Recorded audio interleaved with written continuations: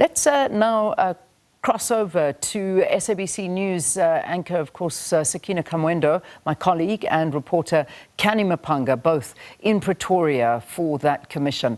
Talk to us, Sakina. What are we expecting today?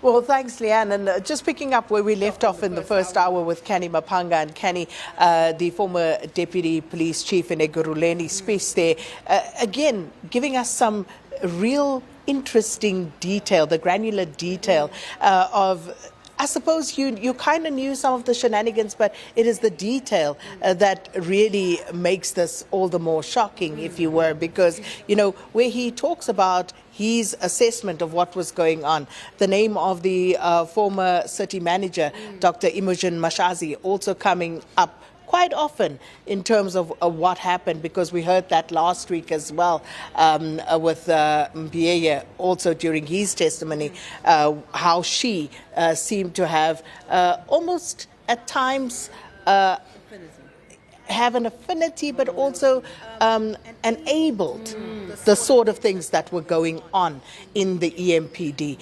But let's just pick up in terms of that detail and what we heard. Yeah, indeed. To me, this speaks to more of a systemic issue that you may be dealing with in the law enforcement agencies, because you may remember from Mkhwanazi and Lieutenant General Khumalo's evidence, Mkhwanazi being the KZN top cop, Mkhwanazi, in their evidence in chief, they explained how you need to have a few of those quote-unquote rotten apples for these criminal syndicates to thrive, or these elements of criminality to thrive. So there may be actually people within EMPD that are actually carrying out their functions, doing what they're supposed to do, protecting their local communities and ensuring that there is enforcement of these laws that they have the legislative power to oversee.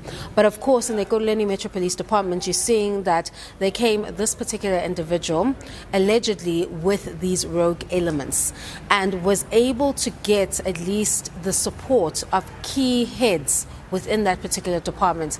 It's important that that they name the HR head and of course the legal head, because that speaks to the ability to get some of those contracts in place, and it also speaks to the barriers that came before these particular individuals when they attempted to launch internal disciplinary proceedings. But it didn't stop there, because even though we are hearing from Mapiyeye and Spies that they were told or instructed allegedly not to go after Mkhwanazi, that barrier even existed in the external disciplinary processes that exist to protect the community from these alleged rogue cops. And we're hearing that even with IPID, that even those probes, even though the allegations are shocking and some of the evidence was given in the form of hard CCTV footage, those cases are still remaining stagnant, gathering dust, and you still had an environment where it was impossible for these particular individuals to address or challenge the alleged conduct of these alleged rogue cops. So that speaks to more of a systemic issue,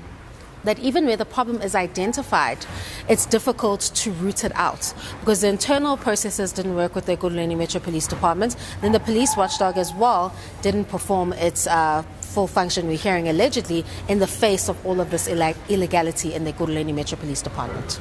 So we'll park it there for the time being. And of course, don't forget, we still have some analysis coming up on what we've heard yesterday. And of course, that testimony with Spies continuing today. And we'll leave it there for now, Leanne, and we'll catch up with you again later. All right. Thanks so much, Sakina and Canny, for updates from the Madlanga Commission.